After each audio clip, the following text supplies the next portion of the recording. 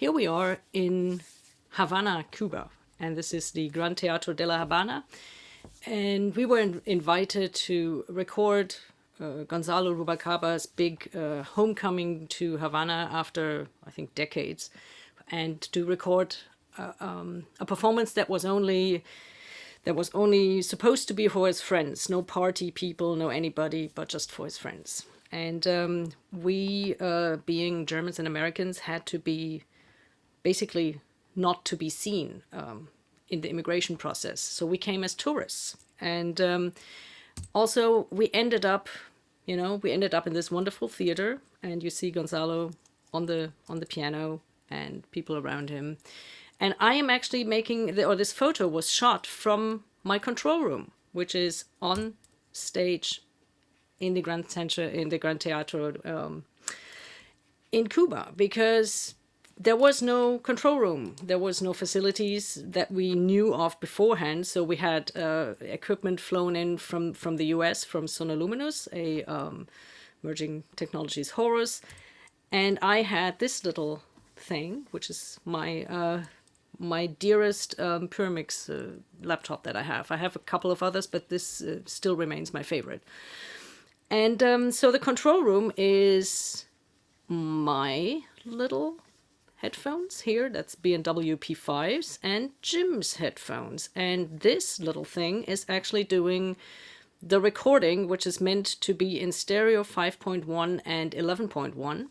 So this is an immersive control room with those two elements. I'm feeding the PA, and I'm giving the stereo sound to an HD truck from Cuban TV. So this thing came through the border as my laptop, and nobody noticed what was actually happening there. And now it's doing this. And this is the smallest of all control rooms, because this is just happening in my head. And it's not very impressive. I mean, it doesn't look very impressive, but it turned out to be working quite well. So this is the first form of control room, where you are on location. There is no control room. You want short cable runs, and you know it's going from the piano to my desk, and that's all we needed in this case. And this is after the performance. So here we have a few microphones out. The camera person originally had set up here.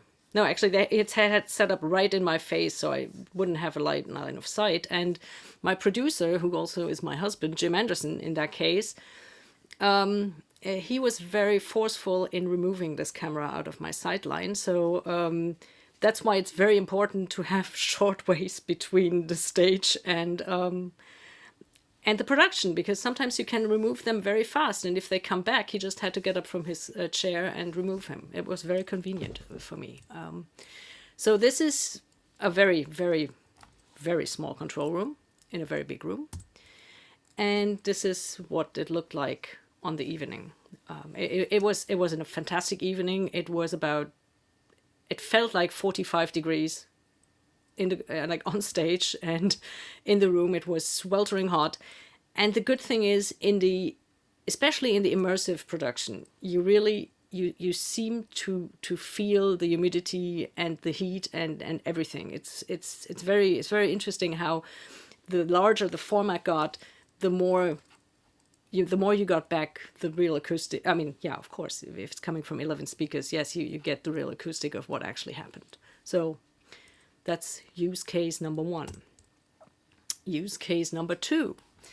This is the concert hall in Stavanger, Norway, where we did, among other things, the Grammy-nominated recording of the Querndok symphonic dances, which are actually sitting right here. I made a little display, so that's where they are. So this is the stage, and here is this little window. And we were offered several rooms in the house that would have been better for setting up surround and having better acoustic properties than what we ended up with.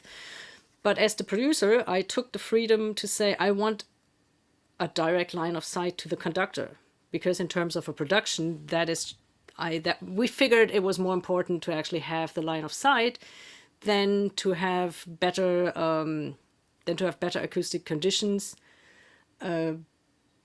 because that was just the better way to produce. And since we had done a couple of recordings in that hall already, we kind of knew how to translate the sound from the stage into, okay, here we are on stage. This is the backstage, and here I'm sitting in this very, very little room. This is actually the probably back left. No, it would be surround right. So, and there's a close up of it. Here's the right speaker, surround right, and this is how small this room really is. This was taken with a very, very wide lens, and you had to fit in me as the producer over here, Jim, the engineer, in front of the center speaker, and then Tom, our assistant from Teldex, was running the boards, kept control of the choruses and harpies that were floating around. And we do have a digital reverb here, but that's just for show. We never used it. So why would we take a 5.1 set on location?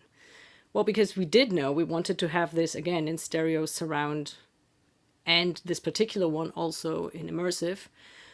And we wanted to make sure that we had the surround dimensions right.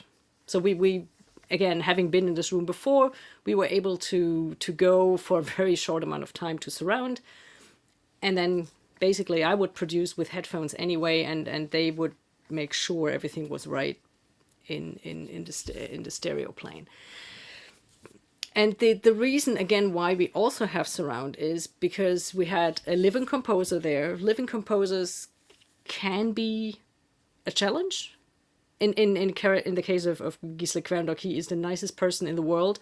And we just blew him away with 20 seconds of surround, and then and they never came back to the control room, which is the other thing that is very useful in a production, that you give your client confidence. So everybody who steps into the room is confident these people know what they do. They don't have to come back after every take and do something. So they let you do your job.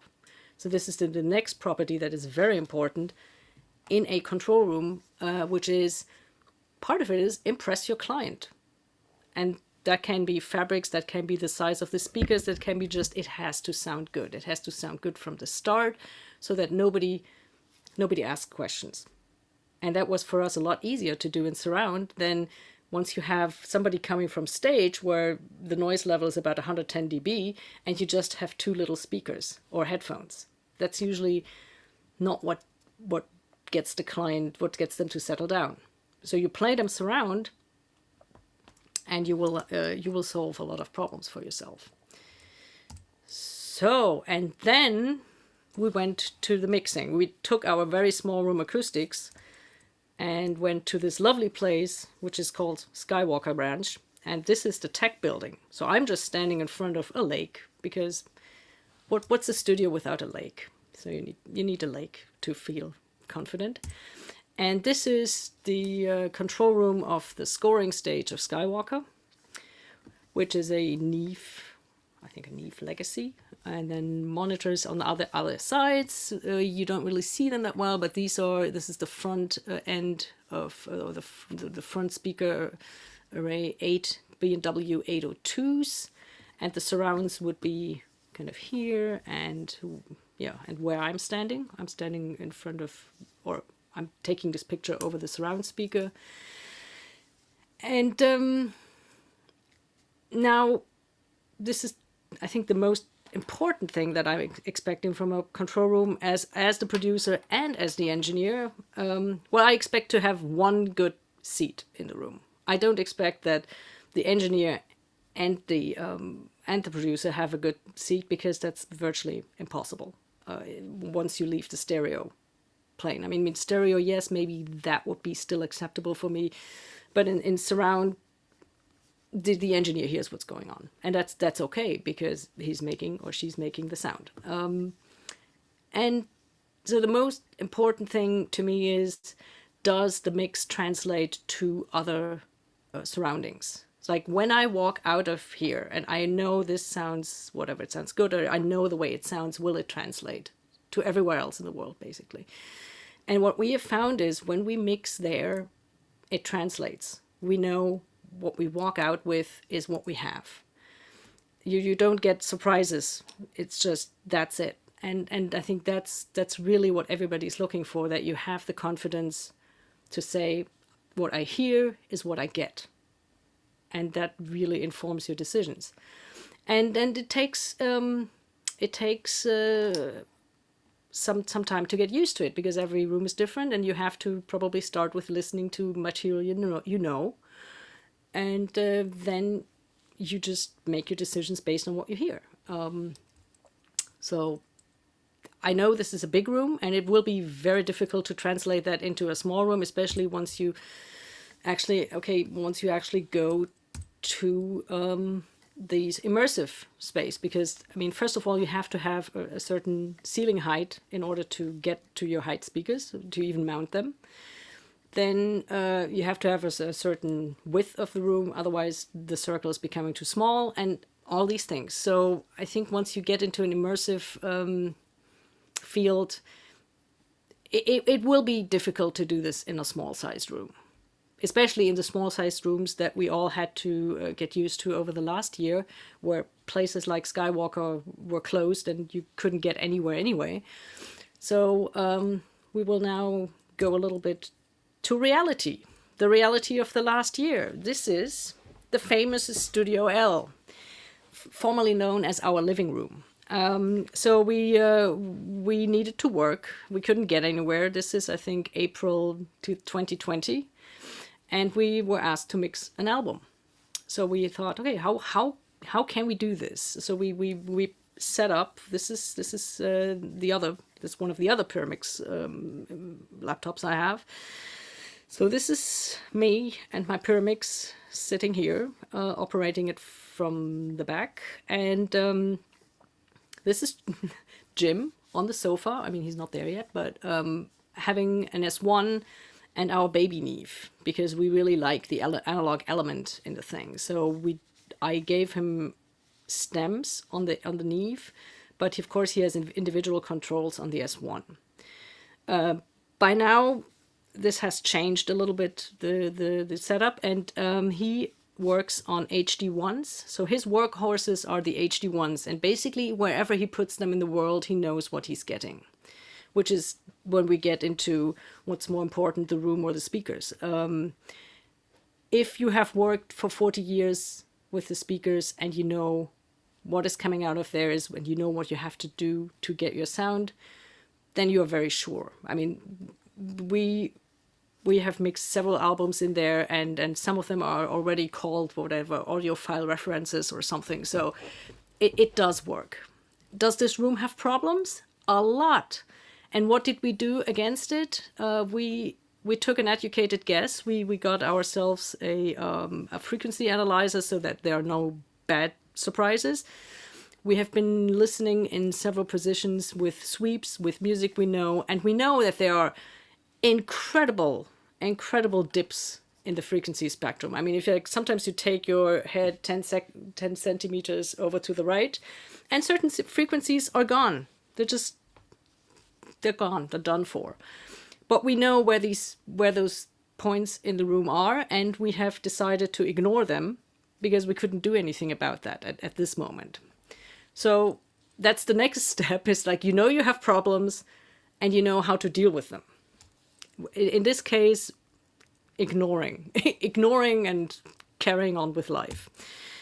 So here, this is me actually working on the soundtrack for Judas and the Black Messiah, where against my normal feeling, I'm using pitch shifters, like live pitch shifters like crazy. And I think I've managed to get something to the order of 250 edits within 1 minute 32, which is also something I try to avoid, but it had to be done. And so this is, and it's Christmas time. It's Christmas time. You need to have plants on your speakers, otherwise they don't sound good. And we have exchanged by now the Neve with this is a Millennia line mixer. And these are all these were the first round of custom-made cables. And now it looks better because we've all put that behind us. And they're all now the perfect length. And they are made by the company AccuSound cables. And so we have severely upgraded the system. Like each time we come around the corner for the next project, we severely upgrade the system. And those are our mixing bears.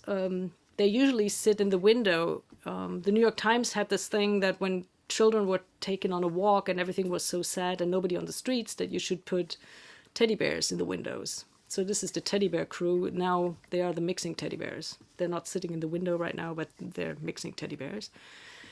And again, we check with headphones. We have the HD ones. This, by the way, is not a coffee table. This is a Wilson subwoofer, but which is actually working with the Wilson Watt Puppies that are sitting behind here. So the Wilson Watt Puppies are for listening for fun, and these are for listening for work. And this is the Levinson amp that is driving the Watt Puppies. So, and here's upstairs. This is where I am. This is what I'm looking at. Actually, it has also been rebuilt. This is now gone. But this is I'm working off a 53-inch screen. And I'm working with Wilson Cub speakers, benchmark amps, monoblocks, and my preferred DA at the moment is the Emerging Technologies Anubis. So, and this is the tower for zooms and all, and here the camera that I'm using, actually. So this is then where the mastering, the editing, and all this kind of stuff takes place in this lovely surrounding, which, as I said, we have the honeycomb shades that can come down on the sides. I have the vinyl to disperse the sound, and I have carpet on the floor and a few acoustic elements that you can't see right now. So the takeaways are, I mean, you need to impress the client with the sound and with the looks and with everything. If you know your surroundings, you can mix basically anywhere with everything, but you need to know what you're doing. And then C is,